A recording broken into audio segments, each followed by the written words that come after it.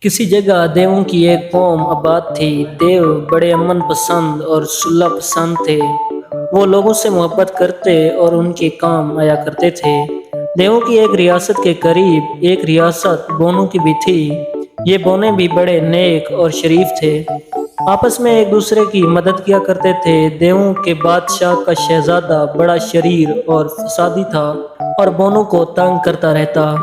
ان کی ریاست میں زبردستی داخل ہو کر چھوٹے چھوٹے گھروں کو تباہ کر دیتا اور بہت خوش ہوتا۔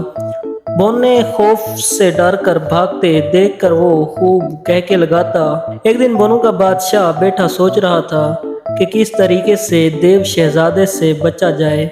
ایک شہد کی مکھی نے بادشاہ کو یوں اداس اور پریشان دیکھا تو اس نے پاس آ کر پوچھا، کیا بات ہے بادشاہ سلامت؟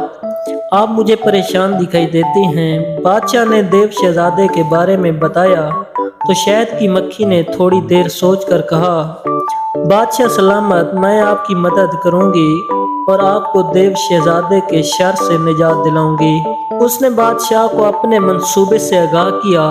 ایک دن دیو شہزادہ آیا اور بونوں کو تنگ کرنے لگا۔ وہ اپنی عادت کے مطابق بونوں پر ہنس رہا تھا، ان کا مذاق اڑا رہا تھا۔ تھوڑی دیر بعد وہ تھک کر سو گیا۔ اچانک دیو شہزادے کے کان میں شہد کی مکھی گھس گئی۔ شہزادہ اچھلنے اور چلانے لگا، میری مدد کرو، میری مدد کرو۔ کوئی بھی اس کی مدد نہ کر سکا۔ اس کی حالت روز بروز خراب ہوتی گئی۔ وہ سو بھی نہ سکتا تھا۔ درد اور بے چینی کے سبب چیختا چلاتا رہتا۔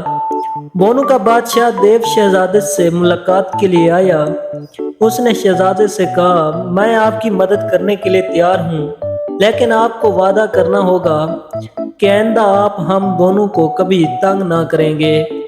دیو شہزادہ زور سے چلایا، میں وعدہ کرتا ہوں آئندہ بونوں سمیت کسی کو بھی تنگ نہیں کروں گا۔ خدا کے لیے مجھے اس مصیبت سے نجات دلائیے۔ بونوں کے بادشاہ نے شہزادے کو پیٹ کے بل لیٹنے کو کہا۔ پھر اس نے اپنے ساتھ آئے ہوئے بونوں کو حکم دیا کہ وہ شہزادے کو لاٹھیوں سے مارے۔